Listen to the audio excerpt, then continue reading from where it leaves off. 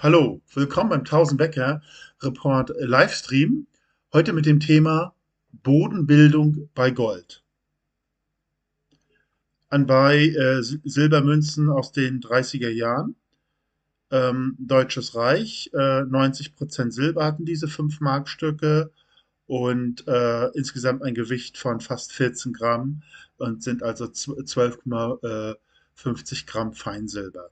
Die gab es ja auch als 2 Markmünzen und man muss sagen, wer eigentlich auch über diese Zeiten, Kriegszeiten etc., diese Silbermünzen gehortet hatte und die Leute haben nicht viel verdient. Ich weiß jetzt die Löhne nicht. Sind es 150, sind es 300 Mark im Monat oder wie auch immer gewesen, hätte man durchaus auch in Silber sparen können. Und das wären dann eigentlich die Gewinner gewesen, die tatsächlich sogar den Krieg ohne also Währungsverluste hätten überleben können. Und das kann man wirklich nicht für alle sagen. Die meisten haben fast alles verloren. Aber wer systematisch Silberunzen gespart hatte und natürlich insofern überlebt hat, etc., konnte komplett seine Kaufkraft retten. Das muss man sich mal vorstellen.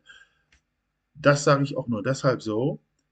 Vor ähnlichen Krisenzeiten, ich glaube sicherlich nicht, dass es so schlimm wird wie damals, aber Sie sehen die Bedeutung der Silbermünzen. Wenn man die kontinuierlich spart, hat man eigentlich immer Geld. Das ist der beste Beweis, dass man doch schlimmste Zeiten im Prinzip mit überbrücken kann. Okay, nur so viel dazu. Disclaimer.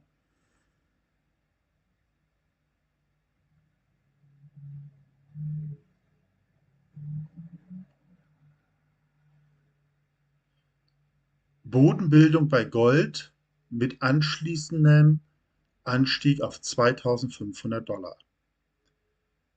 Gold hatte seinen Tiefpunkt im August 2018 und stieg innerhalb eines Jahres um 35%. Wenn Gold im Sommer 2022 auch einen Boden ausbildet, dann sollte es auch eine 35-prozentige Rallye bei Gold geben. Das dürfte Gold in Richtung 2500 $ steigen lassen. Ja, das meinen die Chartisten. Die sehen eigentlich eine ähnliche Situation wie im August 2018 nach einer relativen Periode des Anstieges und so gab es ein merkliches Tief und von dort aus startet im Grunde genommen, wenn Sie das hier sehen, Sie erinnern sich vielleicht auch noch dran, von Ende, Anfang 2019 kann ich auch noch dran erinnern, setzte dann relativ starker Goldpreisanstieg und nicht so Silberanstieg ein. Und das hat eben auch viele überrascht, aber dort sind eben auch viele Goldaktien gestiegen, wurden dann durch die Corona-Krise natürlich nochmal dezimiert und haben dann im August 2020 ihr Höhepunkt erreicht. Also das könnte eben auch eine das könnte auch einen ähnlichen, wir könnten auch vor so einen ähnlichen Anstieg geben. Gut, der Statist zielt nun auf den unmittelbaren Anstieg hin, auf diese 35%. Und das macht auch Sinn. Das ist eigentlich das Minimum, was wir von dieser Konsolidierungsphase erwarten können. Und das dürfte ja eben, wenn jetzt Gold auf 2500 $ steigt, dürfte das von diesen enormen Tiefen, die Goldaktien sind, aktuell sind, dann auch enormen Hebeleffekt haben. Und man muss natürlich sagen, aktuell sind die Leute eher angewidert vom Gold- und Silbermarkt. Es bringt nicht das, was aus Sicht der vielen Anleger bringen sollte. Aber die Goldaktien sind nochmal besonders niedrig, deswegen muss man auf die überproportionale Chance auch nochmal hinweisen, ist, wenn dann tatsächlich Gold 2500 erreicht ist, was das für die Penny Stocks und Junior Goldaktien bedeuten könnte. Ja, hier eine neue Mine, Silberproduzent in Mexiko. Hohes Risiko, vielleicht auch bis zum moderaten Risiko. Sie selbst haben auf ihren Slogan geschrieben, Mexico's Newest Precious Metal Producer, Mexikos neuester Edelmetallproduzent. Also sie operieren im Bergbaugebiet Guayato. Guayato liegt im Herzen des produktiven mexikanischen Silber-Gold-Gürtels und dort wurden bis heute über 2 Milliarden Unzen Silber gefordert. Hier sehen Sie es noch, dieser Gürtel. Also Sierra Madre Silber und Gold zieht sich hier 1500 Kilometer oder wie lang das ist, hier fast durch ganz Mexiko, hier fast von Phoenix, von der amerikanischen Grenze, runter nach Mexico City. Und dieses Guyanayato, also auch eben mit diesem hochgradigen vielen Silber, ist eben nördlich von Mexiko. Ja. Also das Unternehmen beschäftigt sich mit der Reaktivierung ehemaliger Silber- und Goldminen in der Stadt Guayato, Mexiko. Das Unternehmen verfügt derzeit über zwei Minen, die El Cubo, die derzeit produziert, und die El Pinchuico. Aussprache übernehme ich keine Garantie für, die kurz vor der Wiederbetriebnahme steht. Die haben eine durchschnittliche Jahresproduktion von 1,8 Millionen Silberäquivalent, hochgradiges Silber, 194 Gramm pro Tonne und auch im Schnitt 479 Gramm pro Tonne. Ja, wie gesagt, sie haben eben zwei Projekte. Das ist einmal das Pinguki-Projekt. Historisch gesehen ist es die höchstgradige Silbermine der Region. Also das heißt, es spült unheimlich viel Cash rein, dieses hochgradige Silber. Und das erleichtert dann die Expansion der Produktion allgemein, beziehungsweise auch die Exploration. Das macht es so interessant. Und die El Cubo ist eine hochgradige Untertage-Edelmetallmine, die in fast seit 200 Jahren in Betrieb ist.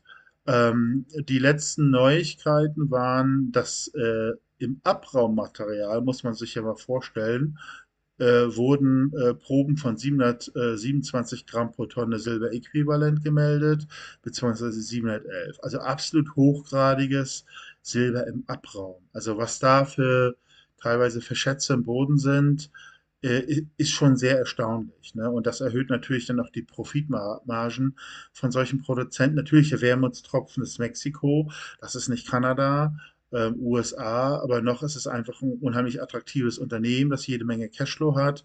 Also insgesamt, sie haben nicht so hohe Ressourcen.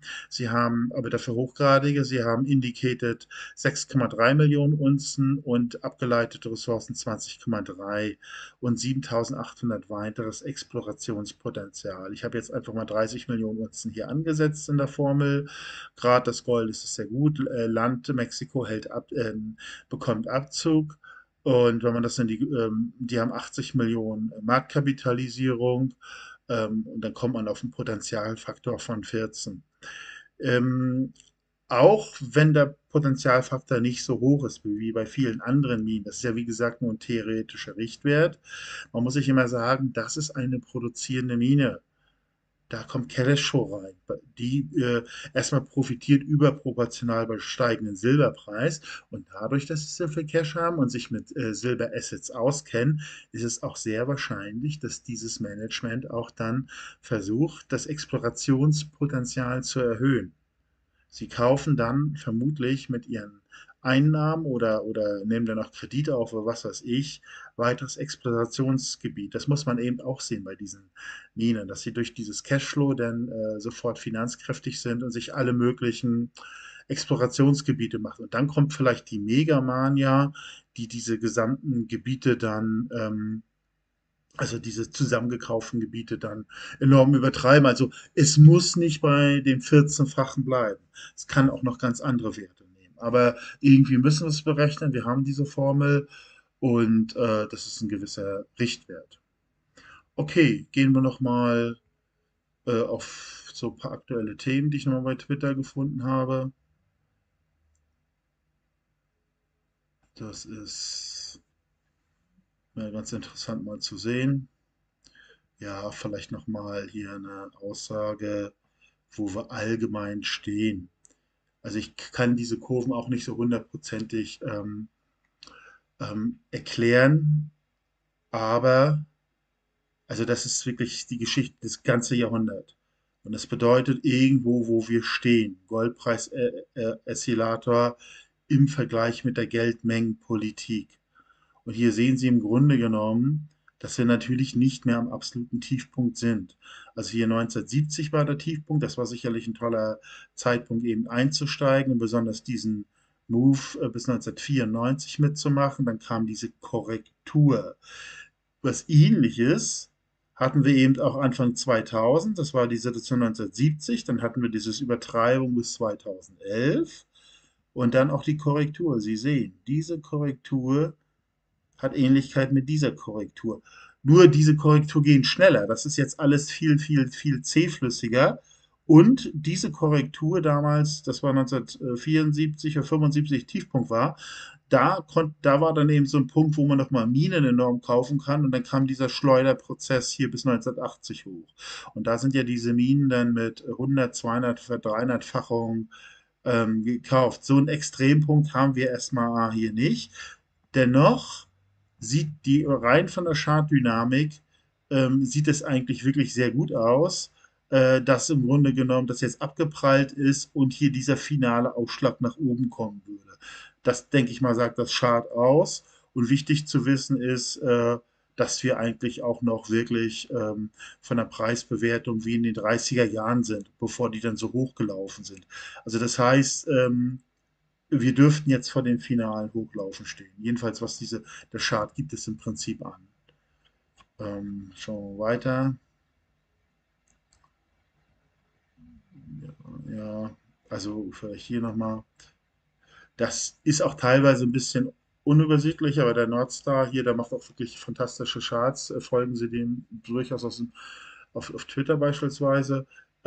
Sehen Sie einfach, das ist auch der Vergleich von 1973 bis 1972, bevor dann also Gold wird gemessen in Standard und Pur, in Aktienindexen, und Sie sehen einfach, die vergleichen das damit. Und dieser Höhepunkt, das Kippen jetzt der normalen Börsenwerte, das Implodieren der normalen Börsenwerte mit gegenüber Gold und Silber steht hier, bevor der hier in der Geschichte schon gelaufen ist.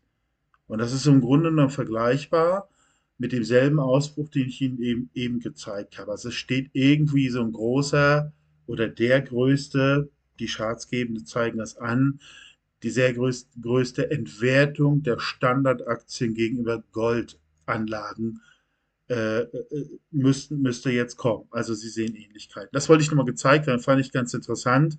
Ich weiß nicht, ob man das alles so rauslesen kann, aber ich halte mich da auch nur an die besten Experten, die es da gibt, und die produzieren solche Charts, und das wollte ich Ihnen einfach mal gezeigt haben. Okay. Ja, ansonsten gibt es nicht wirklich was Neues. Also sage ich mal, die Aktienübersicht habe ich jetzt aktuell noch keine zugefügt. Zu den Super Gold Stocks sind ja derzeit 8 Aktien. Ich habe ein, zwei im Auge, die ich noch hinzufüge. Die kommen dann beim nächsten Mal raus.